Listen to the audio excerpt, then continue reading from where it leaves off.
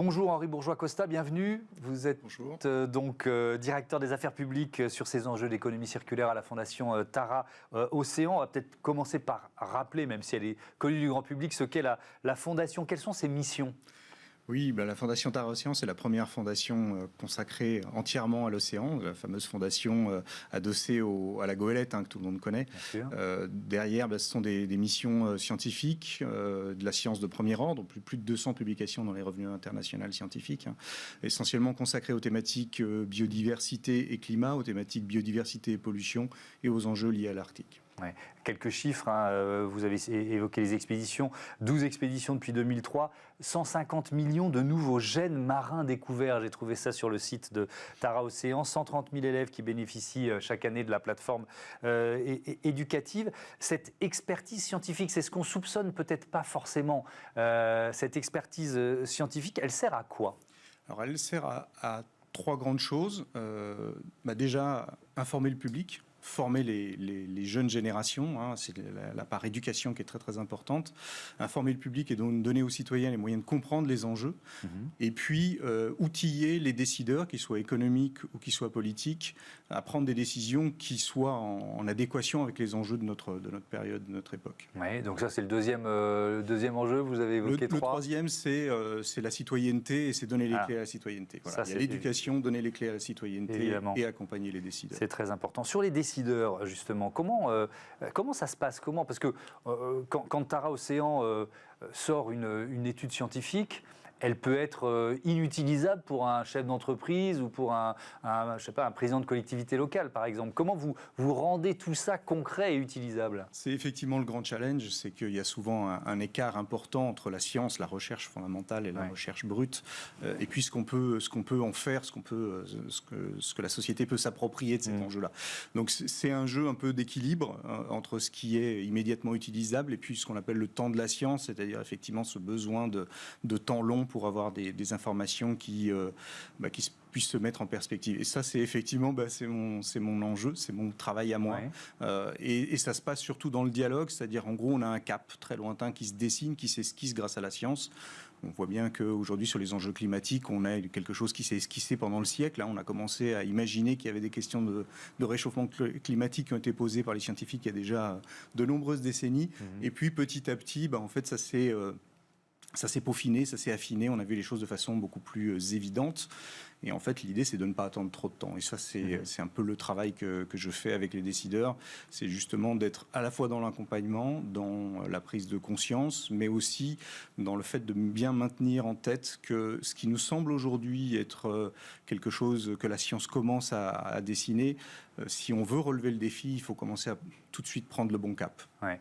On va prendre l'exemple de BIC tout à l'heure, donc on ne va pas en parler tout de suite, mais si vous avez un autre exemple en tête, quel type d'accompagnement ? Ça peut durer combien de temps ? C'est quoi ? Ils arrivent en disant... Peut-être il y a une histoire d'information, de formation pour commencer. Comment ça se passe ? Oui, on pourrait parler d'un enjeu qui est très d'actualité. On parle tous du plastique en faisant une généralité. En fait, c'est des plastiques. C'est un monde très très compliqué, les polymères artificiels. Et tous n'ont pas le même impact sur l'environnement. Certains sont plus problématiques que d'autres, notamment les plastiques chlorés qui posent des problématiques d'acidification, les plastiques styréniques, qui sont des plastiques particulièrement toxiques, et les perfluorocarbonés, qui sont aussi des plastiques très toxiques. Et on accompagne depuis quelques années aujourd'hui les industriels qui utilisent les plastiques styréniques, donc le polystyrène, les polystyrènes expansés, toute cette grande famille, à réfléchir à des solutions qui permettent de les éviter quand ils sont évitables, parce que ce sont des plastiques qui posent de grosses problématiques de toxicité environnementale, des problématiques qu'on soupçonne aujourd'hui scientifiquement, c'est le début des études climatiques également. Ils auraient des conséquences très très négatives, notamment sur la biodiversité des algues, des micro-algues marines, qui sont cette espèce d'énorme pompe carbone qui nous permettent d'avoir un climat qui ne s'accélère pas plus qu'il ne s'accélère actuellement. Oui, il faut rappeler cette évidence. Elle est d'ailleurs citée sur la page d'accueil de Tara Océan. Notre avenir dépend de la bonne santé de l'océan. Pourquoi ? Déjà parce que c'est l'essentiel de la vie sur Terre, c'est de l'océan. Nous, on est une espèce terrestre, donc on a tendance à l'oublier un peu. On ne va pas tous les matins. C'est pas pour rien que c'est la planète bleue, quoi. Voilà, c'est pas pour rien que c'est la planète bleue. Et effectivement, on est né de l'océan. Notre composition physiologique, elle est encore salée, saline. C'est pas pour rien. C'est parce qu'on est né de cet océan-là. Et en fait, toute la vie sur Terre, elle s'est construite à partir de l'océan. Et elle continue à cet écosystème majeur, il continue à alimenter la pompe climatique, la pompe de biodiversité, etc. Et y compris l'alimentation pour une bonne partie de l'humanité. Ouais, on l'a vu cet été d'ailleurs avec une eau à plus de 30 degrés en Méditerranée. Alors, on peut se dire, ah super, c'est facile de rentrer dans l'eau, j'en profite en vacances. Mais pourquoi c'est quoi les conséquences d'une information comme celle-là, d'un constat comme celui-là? Un constat comme celui-là, derrière, c'est beaucoup de choses qui vont arriver en cascade. C'est des grands bouleversements écosystémiques. Alors, derrière le mot un peu pompeux, ça veut dire qu'en fait, la vie dans ces océans va être complètement bouleversée. Et il faut bien avoir en tête que nous, notre existence sur Terre, elle est complètement dépendante de l'existence des autres êtres vivants sur Terre. Si on est en bonne santé, si on est capable de respirer un oxygène suffisant pour nous, si on est capable de s'alimenter, c'est parce que l'écosystème est tel qu'il est. Et donc ce bouleversement, il a des conséquences, il aura des conséquences qu'on ne maîtrise pas du tout. On ne sait pas si demain, ce réchauffement des eaux va remettre en cause une partie de notre alimentation, va remettre en cause une partie de notre santé, en favorisant certains virus aquatiques, par exemple, au détriment d'autres. Etc., etc. Donc ces bouleversements-là, en fait, il faut imaginer, d'ailleurs le terme écologie, c'est oikos logos, la science de la maison. C'est vraiment ça l'origine sémantique du terme. C'est notre maison, la Terre. C'est quelque chose qu'on a encore beaucoup de mal à ancrer dans nos réflexions, mais c'est bien ça la réalité. Et en fait, on est en train de bouleverser nos maisons. C'est ça le problème. Si on revient sur le plastique, les missions de Tara Océan, ça fait que nous ont-elles appris ou que nous apprennent-elles sur la prolifération des plastiques? Vous l'avez dit, ce sont des plastiques déjà. Oui, alors elles nous ont appris beaucoup de choses. Alors, tout d'abord, des concentrations qui sont très très importantes. La Méditerranée comme mer la plus polluée au monde par les plastiques. Ça, c'est aussi des éléments qui ont été collectés grâce à Tara.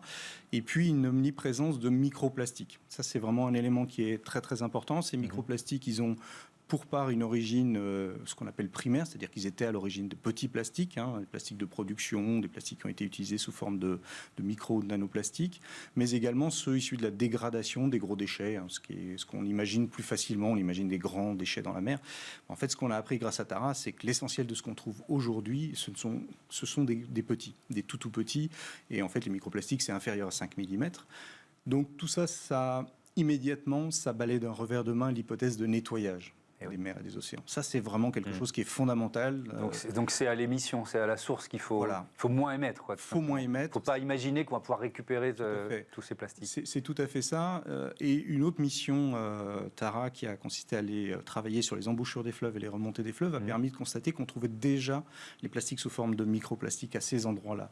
C'est-à-dire qu'en fait, il faut imaginer, c'est ce qui s'esquisse aujourd'hui, qu'on aurait un énorme gisement à terre dans les sols un peu partout et qu'en fait, les épisodes climatiques les fractionnent, les UV les détruisent et les amènent déjà sous forme de petits plastiques. Donc vous l'avez très bien dit, il n'y a pas d'autre solution que de travailler à terre, il n'y a pas d'autre solution que de travailler très en amont et c'est pour ça que je travaille sur ces enjeux-là. Et cette mobilisation, elle date d'il y a, alors c'est malheureusement sans doute trop récent, mais il y a plusieurs années quand même qu'il y a une alerte sur les plastiques, il y a des réglementations qui ont changé, etc. etc. Est-ce qu'on commence à en voir les effets ou est-ce que c'est beaucoup trop tôt pour en voir les effets? Non, c'est malheureusement beaucoup trop tôt pour en voir les effets. On a un vrai enjeu de masse, c'est-à-dire que c'est une pollution qui a des problématiques particulières de toxicité sur certains plastiques. On en a évoqué quelques-uns, les plastiques styréniques, les perfluorocarbonés. Mais on a aussi une pollution qui est du fait de la masse de ce qu'on déverse dans l'environnement. Il faut imaginer que ces pollutions de masse, elles peuvent arriver même avec des éléments naturels. Si je peux illustrer sans comparaison. En Bretagne, quand on parle de pollution par les lisiers de porc, le lisier de porc, c'est quelque chose de tout à fait biodégradable. Et pourtant, ça pose des problèmes environnementaux parce qu'il y a une grande masse. Donc les plastiques posent ces deux problématiques, la masse gigantesque. Et en fait, la masse, elle n'est pas en train de diminuer, elle est en train d'augmenter à l'échelle planétaire, y compris d'ailleurs dans nos pays. Donc on a un vrai enjeu qui est de réfléchir mieux les plastiques, de les utiliser à bon escient. parce que ce sont des matériaux formidables, on ne va pas se mentir. S'ils ont été autant utilisés, oui, c'est pas pour rien. C'est pas pour rien. Ils sont plastiques au sens premier du terme. Facile à modeler. Voilà, facile à modeler. Ils sont pas chers et résistants. Résistants. Et en fait, on les a utilisés pour faire exactement l'inverse. On les a utilisés pour faire des produits dont on n'a pas besoin, qui sont résistants puisqu'ils sont éphémères. On les a utilisés à la place d'autres matériaux qui auraient été parfois beaucoup plus opportuns. Et puis, on les a utilisés massivement sans se préoccuper de ce qu'ils allaient devenir en fin de vie. Et donc, l'ensemble de ces trois éléments-là fait qu'aujourd'hui, on a des plastiques qui se retrouvent en masse dans l'environnement. Et justement, on va voir avec un cas d'école passionnant, celui de la marque BIC, comment les entreprises réagissent. C'est le débat tout de suite.